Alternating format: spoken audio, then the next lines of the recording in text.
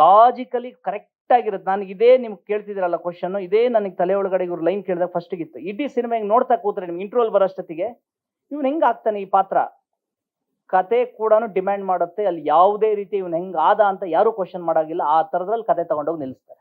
ಇವನೇ ಆಗ್ಲೇಬೇಕು, ಆಗಿಲ್ಲ ಅಂದ್ರೆ ಇನ್ನೇನು ಪರಿಸ್ಥಿತಿ ಇಲ್ಲ ಅನ್ನೋ ರೀತಿಲಿ ಇದಾಗುತ್ತೆ. ಅದಾದ್ಮೇಲೆ ನಮ್ಮ ಸಿನಿಮಾದ ಆರ್ಟಿಸ್ಟ್ಗಳು, ಇಲ್ಲಿ ಎಸ್ಕಾಟ್ ಶ್ರೀನಿವಾಸ್ ಅವರು ಇದ್ದಾರೆ, ಅದಾದ್ಮೇಲೆ ನಮ್ಮ ಗಣೇಶ್ ರಾವ್ ಅವರು ಇದ್ದಾರೆ, ಆಮೇಲೆ ಹಳೆ ಆರ್ಟಿಸ್ಟು ತುಂಬಾ ಜನ ಸೀನಿಯರ್ ಆರ್ಟಿಸ್ಟ್ಗಳಿದ್ದಾರೆ.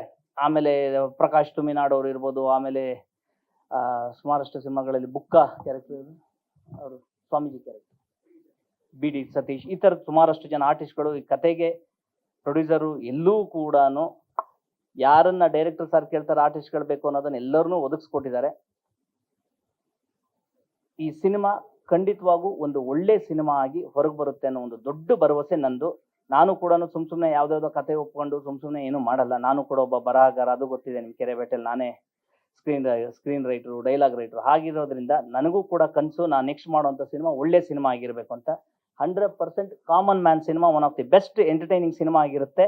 ಈ ಸಿನಿಮಾ ನನಗೊಂದು ಒಳ್ಳೆ ರೀತಿ ಹೆಸರು ತಂದುಕೊಡುತ್ತೆ, ಯಶಸ್ಸಾಗುತ್ತೆ, ಪ್ರೊಡ್ಯೂಸರಿಗೆ ದೊಡ್ಡ ಲಾಭ ತಂದುಕೊಡುತ್ತೆ ಅನ್ನೋ ಆಸೆ ಇದೆ. ನಮ್ಮ ಡೈರೆಕ್ಟರ್ ಸರ್ ಇದೇನು ದೊಡ್ಡ ಸೂಪರ್ ಡೂಪರ್ ಹಿಟ್ ಆದ್ರೆ ನಾನು ಯಾವಾಗಲೂ ಹೇಳ್ತಿದ್ದೆ, ಸರ್ ನಿಮ್ಗೆ ಇದೇನು ದೊಡ್ಡ ವ್ಯತ್ಯಾಸ ಆಗಲ್ಲ ನನಗೆ ಗೊತ್ತು ಅಂತ. ಆದ್ರೂ ಅವ್ರು ಹೇಳೋರು, ಇಲ್ಲಮ್ಮ ಎಲ್ಲವೂ ಕೂಡ ವ್ಯತ್ಯಾಸ ಆಗುತ್ತೆ, ಎಲ್ಲವೂ ಕೂಡ ಕೌಂಟ್ ಆಗುತ್ತೆ, ನನಗೂ ಕೂಡ ಈ ಸಿನಿಮಾ ಒಳ್ಳೇದಾಗಬೇಕು ಅನ್ನೋದಿದೆ. ಆಮೇಲೆ ಅವ್ರೊಂದು ಮಾತು ಹೇಳೋರು, ಒಂದೊಂದ್ಸರಿ ಶೂಟಿಂಗ್ ಸ್ಪಾಟಲ್ಲಿ ಎಲ್ಲರೂ ಹೋಗ್ತಾ, ಅದು ಇತ್ತೀಚೆಗೆ ಲಾಸ್ಟ್ ಬರೋ ಅಷ್ಟೊತ್ತಿಗೆ, ಇಲ್ಲಮ್ಮ ಈ ಸಿನಿಮಾ ಓಪನಿಂಗ್ ತಗೊಳುತ್ತೆ ಅಂತ. ನಾನು ಹಂಗೆ ಹೇಳಿದೆ, ಅಲ್ಲ ಸರ್ ಅದು ಹೆಂಗ್ ಸರ್, ಇವತ್ತಿನ ಪರಿಸ್ಥಿತಿ ಥಿಯೇಟ್ರಿಗೆ ಜನನೇ ಬರಲ್ಲ ಅಂತದ್ರಲ್ಲಿ ಹೆಂಗ್ ಸರ್ ಓಪನಿಂಗ್ ತಗೊಳುತ್ತೆ ಅಂತ. ಆದ್ರೂ ಇಲ್ಲಮ್ಮ ನನಗೊಂದು ಸೆನ್ಸ್ ಇದೆ, ಈ ಸಿನಿಮಾ ಕಾಮನ್ ಮ್ಯಾನು 100ಕ್ಕೆ 100 ಓಪನಿಂಗ್ ತಗೊಳ್ಳೋ ಸಿನಿಮಾ ಆಗುತ್ತೆ, ಬೇಕಾದ್ರೆ ನೋಡ್ತಾ ಇರೋ, ನಿನಗೆ ತುಂಬಾ ಒಳ್ಳೆ ಹೆಸರು ತಂದ್ಕೊಡುತ್ತೆ ಅಂತ ಹೇಳಿ. ಆಮೇಲೆ ಈ ಸಿನಿಮಾ ಪಾತ್ರನ ತುಂಬಾ ಇಷ್ಟಪಟ್ಟು ಮಾಡಿದೀನಿ, ತುಂಬಾ ಗತ್ತಾಗಿ ಮಾಡಿದೀವಿ. ಎರಡೂ ಪಾತ್ರನ ನನಗೆ ಖುಷಿ ಇದೆ. ಇಲ್ಲ ಈ ಸಿನಿಮಾಗೆ ನಾನು ಖಂಡಿತವಾಗಿ ಇನ್ನೊಂದ್ಸರಿ ಫಿಲ್ಮ್ ಫೇರ್ ಬಂದ್ರು ಆಶ್ಚರ್ಯ ಇಲ್ಲ, ಸಿನಿಮಾ ಚೆನ್ನಾಗಾದ್ರೆ ಅಂದ್ರೆ ಅಷ್ಟರ ಮಟ್ಟಿಗೆ ಖಂಡಿತವಾಗೂ ನ್ಯಾಯ ಒದಗಿಸೋ ಅಂತ ಇದನ್ನ ಮಾಡಿದ್ದೀನಿ. ಆಮೇಲೆ ಸಿನಿಮಾದ ಡೈಲಾಗ್ ರೈಟರ್ ಶೈಲೇಶ್ ಅಂತ ಹೇಳಿ ತುಂಬಾ ಚೆನ್ನಾಗಿ ಮಾಡಿದಾರೆ. ಅಂದ್ರೆ ಒಂದು ಹ್ಯೂಮರ್ ಅನ್ನ ಮತ್ತೆ ಒಂದು ಕಮರ್ಷಿಯಲ್ನ ಎರಡನ್ನೂ ಬ್ಯಾಲೆನ್ಸ್ ಮಾಡಿ ಡೈರೆಕ್ಟರ್ ಜೊತೆ ಕೋಆರ್ಡಿನೇಟ್ ಆಗಿ ತುಂಬಾ ಚೆನ್ನಾಗಿ ಮಾಡಿದ್ದಾರೆ. ಬೆಂಗಳೂರು ಟ್ರಾಫಿಕ್ ಮೇಲೆ ಎಷ್ಟೇ ಕೋಪ ಇದ್ರೂ ಜನ ರಸ್ತೆಗೆ ಇಳಿಲೇಬೇಕು ಡ್ಯೂಡ್ ಅಂತ.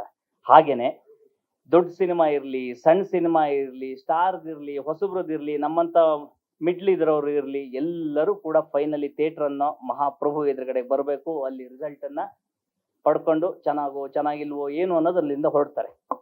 ಒಂದು ರಸ್ತೆ ಅಂತ ಅಂದಮೇಲೆ ಅಲ್ಲಿ ₹1,00,00,000 ಕಾರು ಓಡಾಡುತ್ತೆ, 20 ಲಕ್ಷದ್ದು ಓಡಾಡುತ್ತೆ, ₹1,00,000 ಕಾರು ಓಡಾಡುತ್ತೆ. ಜನಗಳದ್ದು ಸಾಮಾನ್ಯವಾಗಿ ಇಮ್ಮಿಡಿಯೇಟ್ ಆಗಿ ₹1,00,00,000 ಕಾರ್ ಮೇಲೆ ಕಣ್ಣು ಹೋಗುತ್ತೆ.